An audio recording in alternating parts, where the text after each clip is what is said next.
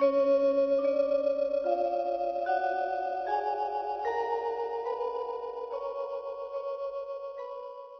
ครับFCมื้อนี้ผมมาติดตามแนวทางจากหลวงพ่อวัดป่าของลูกสายวัดป่าที่เหยียบเบรกมันนั่นนะ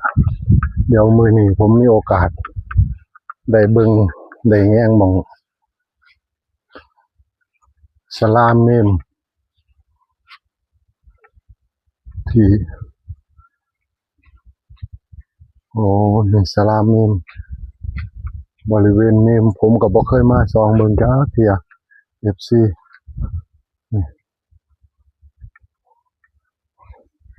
อันที่จริงก็บ่ทันห้างบ่ทันเสียเด้เพิ่นหั้นบ่มาใช้เพราะว่าเพิ่นปล่อยให้สถานที่แห่งนี้ห้างรกร้างไปเลยนะ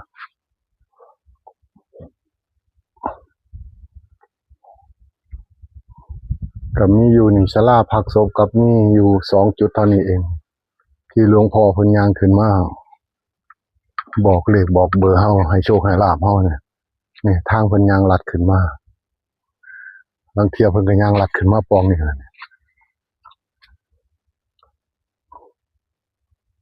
ตอนนี้บรรยากาศมันอึมครึมฝนฟ้าสิตกก็ยังดีว่าช่วงฝนฟ้าตกช่วงนี้มันบรรยากาศมันดีมันร่มรื่นเดี๋ยวจักหน่อยเพิ่นก็ย่างขึ้นมาฮอดแล้วบุกป่าขู่กวกมาทางหุ่นกับลูกมาเต็มเซลมาเลยเลขของเพิ่นก็รู้สึกว่ามันหลุดมาติดต่อกันมางวด2งวดแต่ว่าอย่าสุเผย FC ติดตามไว้เพราะว่าของเพิ่นมันสิก็ธรรมดาการเลขมันก็มีหลุดมีเข้ามีออกเพิ่นก็ยอมรับว่ามันบ่เข้าก็คือบ่เข้าตั้งแต่เฮาก็ต้องติดตามไว้บ่แม่นว่าติดตามมาบ่หมวดไหนบ่มาเกิดค่ามันเข้าจังซี่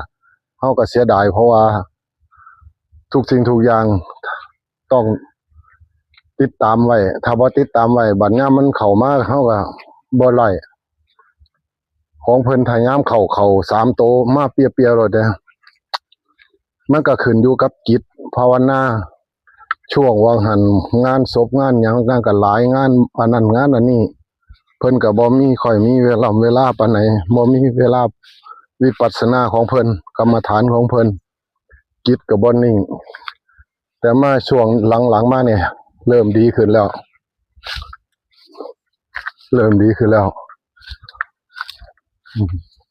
มาก็ให้เลยให้แม่เพิ่นกวดไวๆอยู่ถาเพิ่นเดี๋ยวเพิ่นก็ขึ้นมาแล้วเดินย่างเขามาจัดที่จัดทางให้เพิ่นก่อน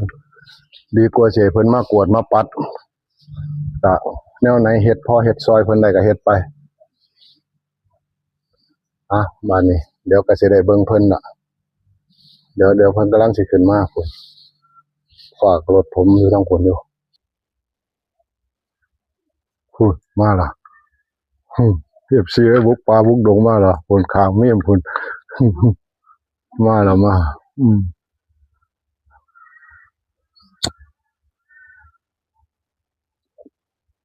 บุกป่ามาแล้วบุกป่ามาแล้ว FC กวนใจ FC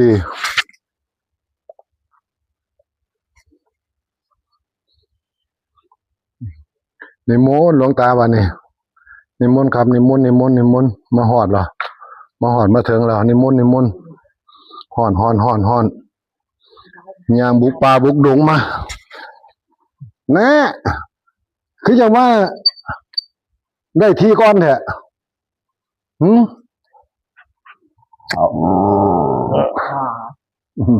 ู้ดิ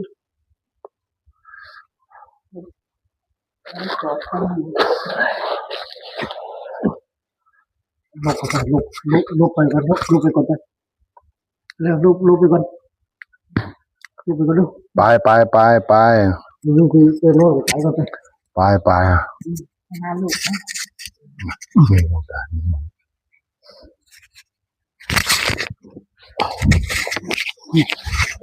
โอ้ฮานะ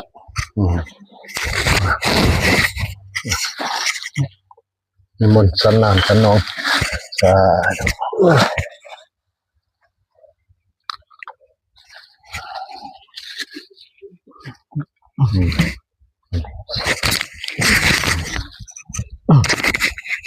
มันจำเป็นต้องไปห่มมันคักหลายเถิดมันห่อนอยู่ในป่าในดงดอก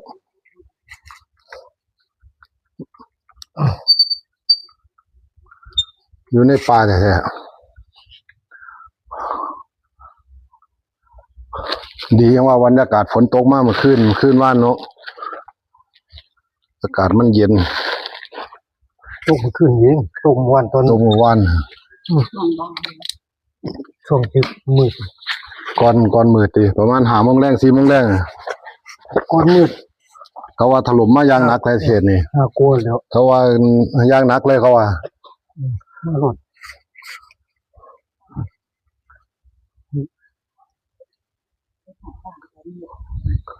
หอดบ้านเราเมื่อ3 มื้อ ฝนตก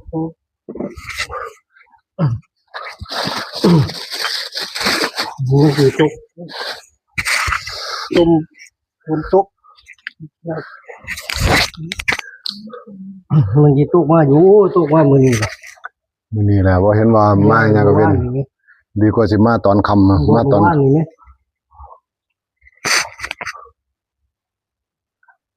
ยังว่า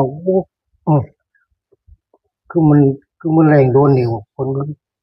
คือว่าตกมันที่ตกมาอยู่ ตกมามื้อแรกนี่ล่ะ5 โมงกว่าๆสิมืดนี่ล่ะ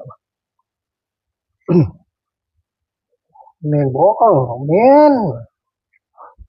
สัตว์มาจากเลยเด้อ โอ้ย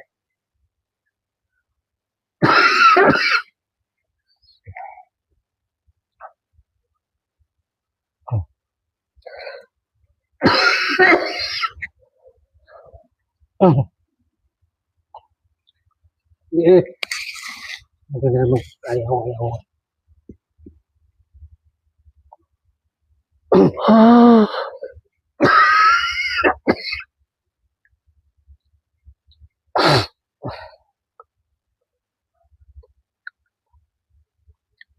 เป็นจังได๋นิมิตดีในบ่วันนี้ฝันดีบ่ เก่าอะไรมันก็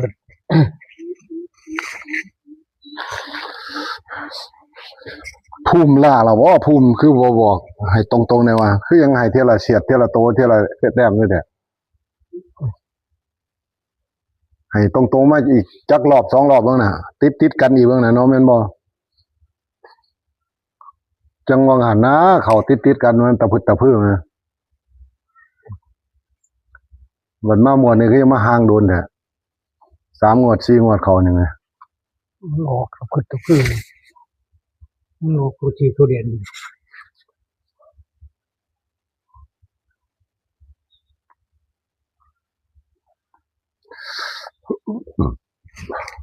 เขา ต้องสู้ เขากลับมาออก กลับมาออก เฮาก็ต้องสู้แล้วหลวงตาเอ้ยเฮ็ดจังได๋ได้ในเมื่อมันบ่เข้ามันก็บ่เข้าเฮาก็ต้องยอมรับว่ามันบ่เข้าแล้วเขาให้มาจังซั่นเนาะแม่นบ่ล่ะเขาให้มาจังนั้นเฮาก็เอาไปจังซั่นแหล้วบ่ถือก็โทษผีนั่นแหล้วเพราะว่าผีให้เฮามา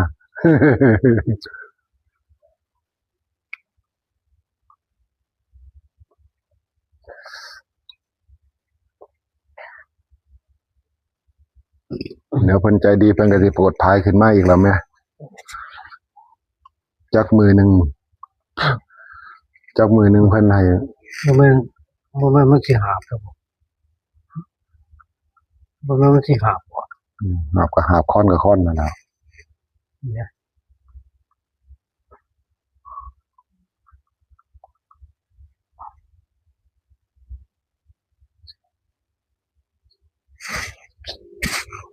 เนี่ยบ้องนี้นะเพิ่นบ่ไปบอกอีกทีนี้ว่าหันผมไปถ่ายเลาะเม่นเมืองอ้อมเม่นเมืองยังลุกสู้ซ่าอยู่เลาะเม่นน่ะจักเจ้าที่หรือจักสัมภเวสีแหละ ไม่มีมันก็หลายคนน่ะ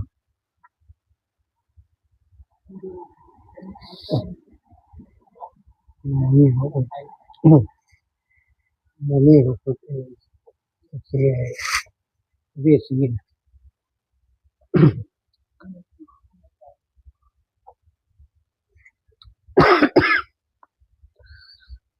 เวสีตะกี้มันมีอยู่ไรมัน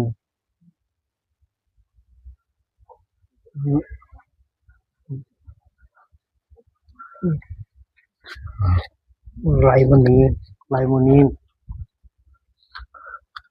จะมันไปอยู่ใส่แล้วไรมันนี้ อะไรมันหนีแล้วมันก็ไปตอนตัว จะมันจะไปใส่แล้ว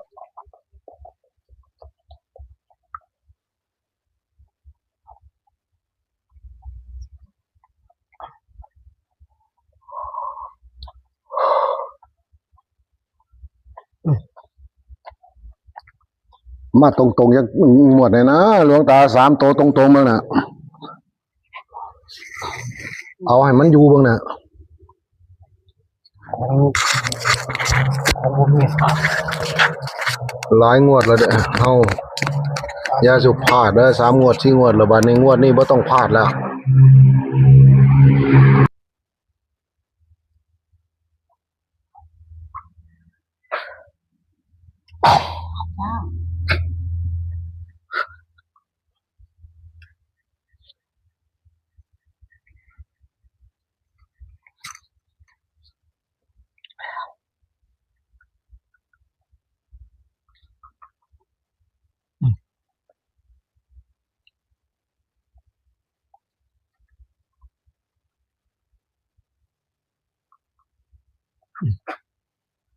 คือบ่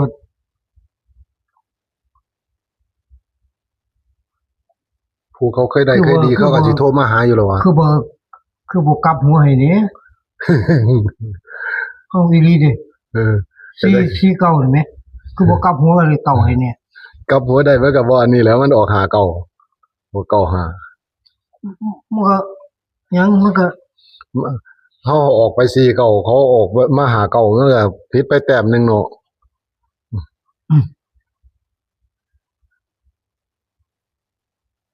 แม่มัน495 495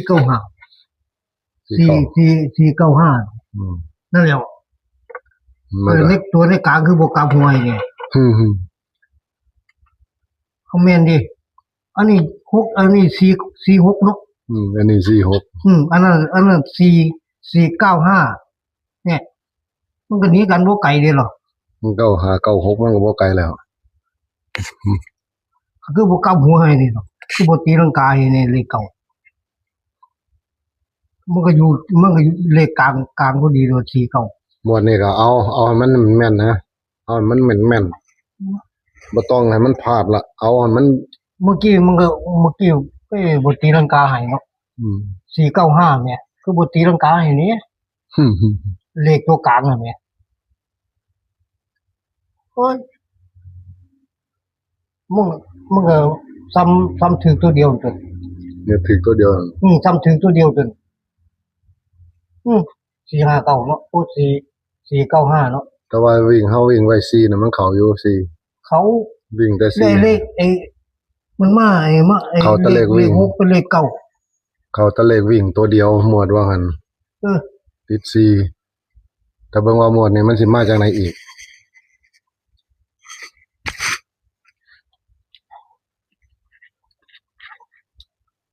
โอ้ยเด็ด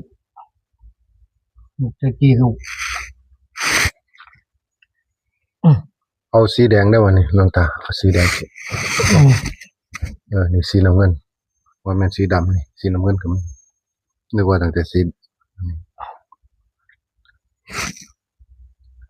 ถ้าเบิ่งว่าหมวดนี้มันสิไปจากไหนมาจากไหนอีก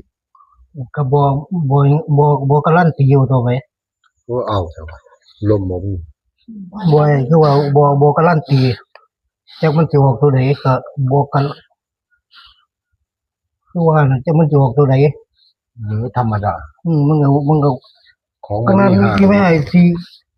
ของเฮามันมาเฮาก็คิดว่ามันสิมาตรงๆมันก็บ่ตรงให้เฮา 46นี่แหมไอ้46วันนี้มันมาออก49นี่แหม495นี่แหม ไอ้เลขเก่าคือบ่ตีลังกาให้เนี่ยไอ้เลขหกมันแหมคือบ่ตีลังกาให้เนี่ยหันหัวลงมาจริงๆก็เดี๋ยวดูโอ้ย ก็เลย พูดเหมือนมันไปออกเลยมันไปออกเลขเล่าโอ้ยศูนย์ถึง ปล่อยเลขออกไปออกเลขเล่าหลายเบิดเนี่ยแม่หมวดนี่ก็ถ้าเบิ่งไปอย่างนี้ปล่อยออกไปเดี๋ยวกับ FC ก็เผลออย่าอันนี้เด้ออย่าเผลอเด้อช่วงนี้เลขเล่ามาแห้งแน่ให้พยายามออกเห็นคลิปออกไปก็ติดตามไว้โลดทั้งลาวทั้งไทยก็ติดตามไว้โลดอย่าสิไปยืนตั้งแต่หวยไทยอย่างรัฐบาลไทยเฮาหลายบ่ทัน บ่ นี่เนาะ บ่ท่านเกมเล่าดิ บ่ทันเกมเขา อืม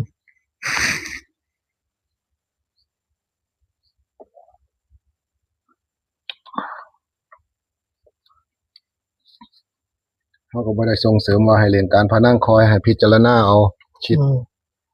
คิดพิจารณาให้พอได้เอาไปเป็นแนวทางว่าพิจารณาไปทางไหนทางนั้นน่ะ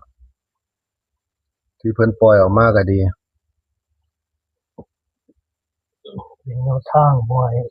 ในการพนัน บ่แม่นให้มั่วสุมปานนั้น อืม ให้เอาไปคิดเบิ่งเป็นกติเตือนใจเจ้าของไว้เสมอ ของจังซี่มันก็มีผิดมีถูกมีเข้ามีออกมีหลุด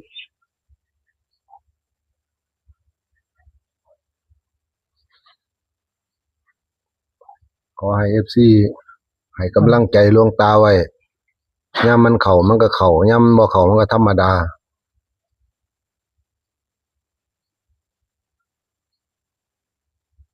หลวงตาเพิ่นก็ตั้งใจให้เพิ่นก็ตั้งใจเฮ็ดให้ในเมื่อมันหลุดก็อโหสิให้กันซึ่งกันและกัน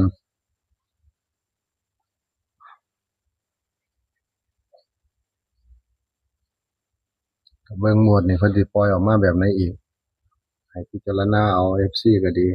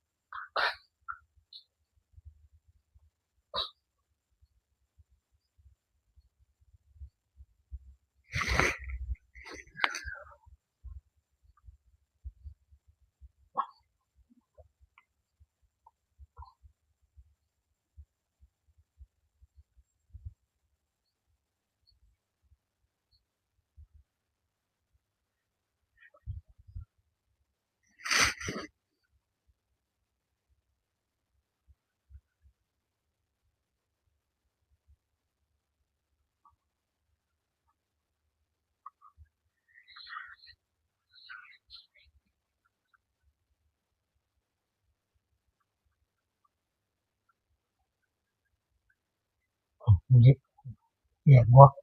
แยกเลยครับอย่าให้เกิดปัญหาแยกไว้โลดเดี๋ยวตัวไหนมันอันนี้เดี๋ยวผมสิฮะอันนี้ให้ สองตัวนี่กลับเอาเนาะ ครับ แยกไว้โลดเดี๋ยวเขากลับเองดอกไอ้เรื่องกลับน่ะเขากลับแท้ล่ะให้เฮาแยกไว้แล้วเอา มันก็แยกไว้มันก็ซ้ำกลับเนาะ นะ บ่มันก็ตัวนี้มันก็ต้องมันก็ซ้ำกลับตัว ใช้เบิ่งหันผมสิแยกถ้าแยกบ่เป็น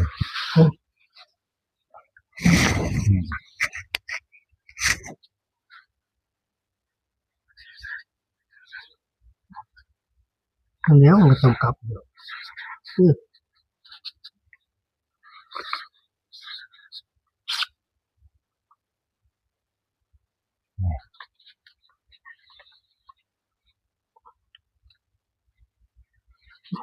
นั่นล่ะเขาแยกไว้วันนี้ก็สิ่งที่เหลือก็เขาสิไปกลับตัวเอาเองนั่นจ้ะ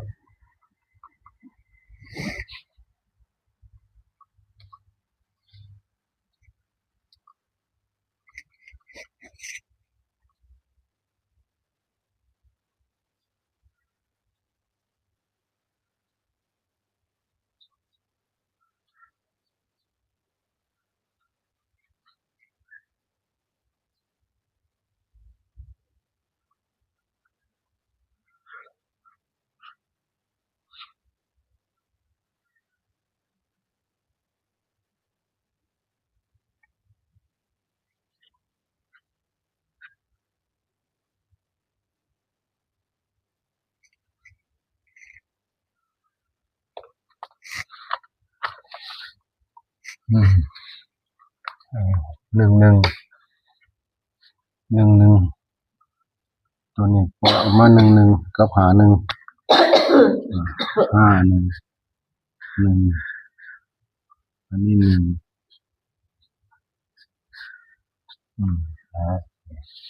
เลขหลวงตาแยกออกมาให้เลขข้างล่างเลขล่างฟันล่างขังตัวนี้ แต่ว่าทุกตัวก็ไปสามารถไปบนล่างได้เบิ่นล่ะ14เอ้ยเบิ่งเอาบัดนี้แล้วตั้งแต่ตัวไหนเพิ่นมาแบบไหนอิหยังแบบไหนเนี่ยเลขเพิ่นออกมา6050065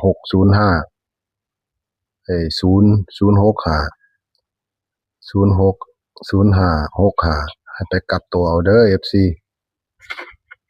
ที่เพิ่นเฮ็ดให้มาเนี่ยวันที่16กรกฎาคม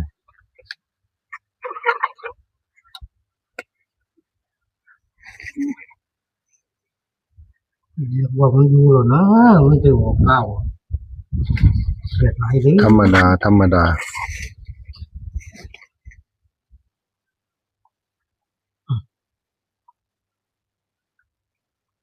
งามอยู่แล้วหลวงตา งามอยู่อ่ะเลขงาม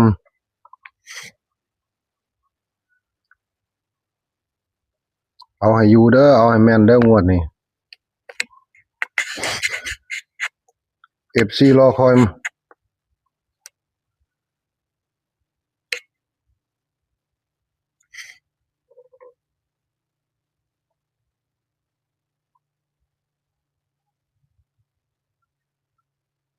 FC รอคอยหลวงตา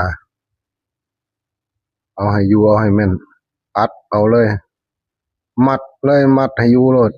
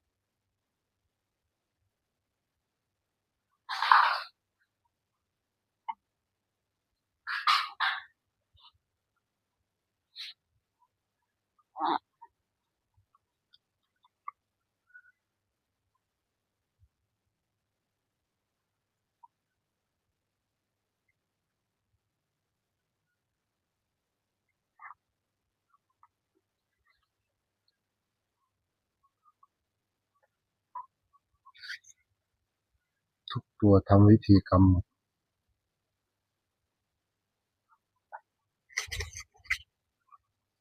เอาละบัดนี้ FC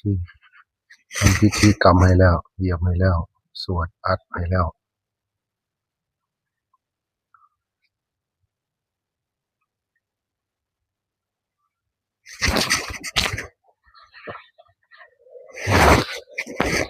ประมาณนี้ไปเบิ่ง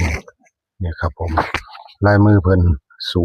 065นี่ผมเขียนให้นี่ข้างล่างเลขล่างเพิ่น065แล้วก็51นี่ครับผมเบิ่งกันชัดๆเจนๆชัดเจนให้ชัดให้เจนเบิ่งกันให้ละเอียดได้แคปหน้าจอเอาไว้ถ้าเบิ่งไว้ถ้าติดตามเนี่ยเห็นชัดแล้วชัดแล้วครับผมจังซั่นล่ะให้เพิ่นเห็นนี่ล่ะ FC เอ้ยแนวฝากแนวตอนหลวงตาเพิ่นก็บ่มีหยังมากมายดอกเพิ่นก็มีให้จังซี่ล่ะให้ไปพิจารณาเอานะ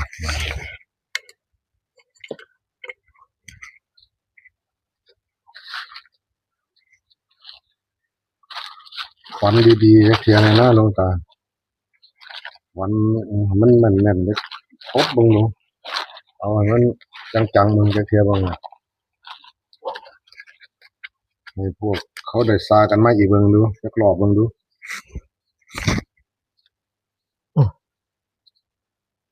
ถ้าเขาตึ้มงวดนี้อีกก็ดังกันอีกบักอย่างยกใหญ่แล้วเนาะคือจังได๋พวกญาติโยมโทรมาแน่บ่ล่ะวางเลขออกวาง2-3มื้อ บ่ โอ้หายไปเลย อืม ครับ ก็ดีกันลำเพิ่นบ่อยากอย่าให้กวนถ้ากวนมาแล้วมันก็กวนประสาทเฮาเราบ่มีสมาธิในการ แต่ก็ดี อันนี้ แต่ก็ดี จะเขาสิสร้างหรือจะเขาฮักก็บ่ฮู้แล้วเนาะมองนั้นเนาะ แต่ก็ดีเรียนยิ่งบ่เรียน ก็เรื่องของเขาอันนั้นเฮา เรื่องของเขา เฮามีหน้าที่ออกไปก็ออกไปมีหน้าที่ให้ก็ให้ไปถ้าบ่ได้ให้ก็ผันว่าเป็นหยังบ่ไปติดตามเอานำเพิ่นมาแหน่ผันว่าพอได้เบิ่งแหน่ผันว่า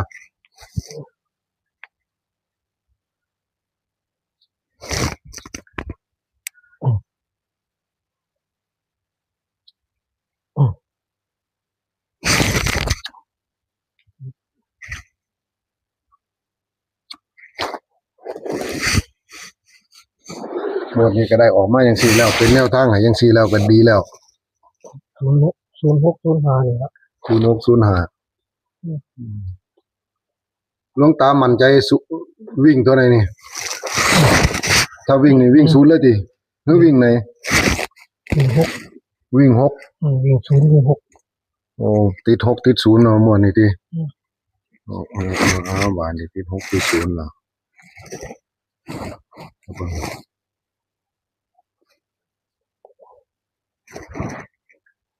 วิ่ง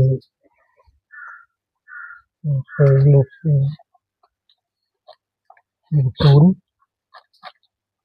วิ่งเป็นตัวยืนคือศูนย์ละติใช้ปากกาเอาปากกา ว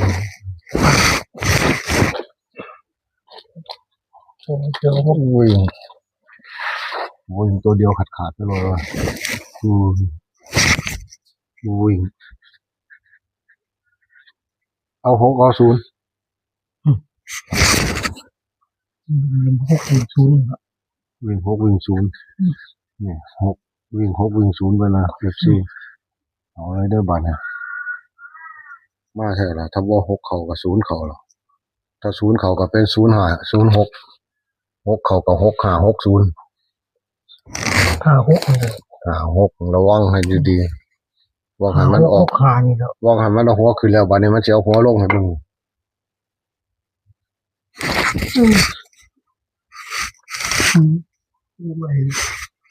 มวยบางคันที่กลับห้อยกันก็บ่กลับ0 เขาจับสลากได้ก่อนเนาะจับได้แบบนั้นก่อนก็เลยกลายเป็นเขาตีลังกาไว้ก่อนเบิดแล้ว เขาตีลังกาไว้ได้ลูกบอลไว้เบิดแล้วเอาเจ้าของเลยเบิดสิทธิ์เลยดิ บ่ติดเด้ เบิดสิทธิ์เลยโอ้ยยังสิว่าจะตายเมื่อยหลายธรรมดาถือว่าธรรมดาเนาะหลวงตาเนาะถือว่าธรรมดาเฮาบ่เก่งเท่าเขาเฮาก็สู้เขาบ่ได้แม่นบ่ถ้าเขาเก่งถ้าเขาบ่เก่งก็เฮาต้องสู้ได้แล้วเนาะโอ้กันม่วนๆไปคุยกันม่วนๆไป เก่งเขาเขา ว่าเก่งกว่าเขาแต่งวดนี้เฮาต้องเก่งกว่าเขาเด้อนี่หลวงตางวดนี้เฮาต้องเก่งกว่าเขาแล้วนี่ฮะบัดนี้ 0506นี่ผมอาจารย์เพิ่นมั่นใจหลวงตาเพิ่นมั่นใจขนาดเด้นี่0506นี่ FC เอ้ยนี่เบิ่งแล้วเอาเด้อนี่ รู้จัก05มารู้จัก06มาก็05เท่านั้นแล้วนี่ ซ้ำนี่ละ FC ได้เบิ่งซ้ำนี้ล่ะปะนะว่ามานี่ท้ายสุดแล้วมานี่มาถ่ายคลิปแล้วอวยพรให้ญาติให้โยม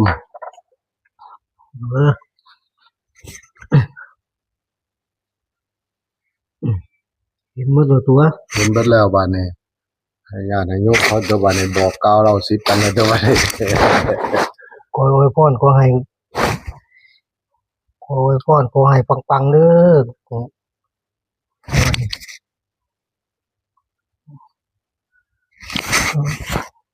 ให้มันให้มันดังทั่วโลกหมดให้มันตัวเดียวตัวนี้ล่ะให้มันออกทั่วโลกหมด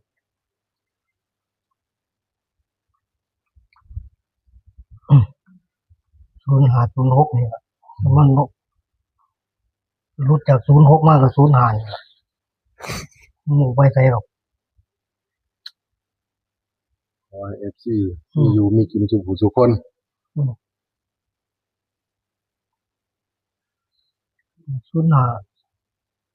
05 05ลงไทยมันก็56อืม มันนี้เฮาก็กลับเอา ครับ มันก็คือกัน อืมคิดไว้ไล่เบิ่งแล้วก็มันก็ตัวเดียวกันมันก็มานะครับ มันมาแบบนี้มาต่อไป ครับ ในไอ้ในไอ้นั่นมันมาตัวนี้ในนิมิตในขออวยพรให้อยู่เย็นเป็นสุขกบเก็บได้คนไกลเดียวนี้จะให้ตัวน้องตอนนี้เด้อสุขครอบครัว สาธุ จงเป็นสุขอวยพร สาธุสาธุเด้อบัดนี้ FC เอ้ยบัดนี้ขอให้ทุกคนมีโชคมีหมันนำกันสุขสุขคนจะลืมกดไลค์กดแชร์กดเป็นกำลังใจติดตามทางช่องไว้สิได้เห็นหลวงตาตลอด สาธุ สวัสดีครับ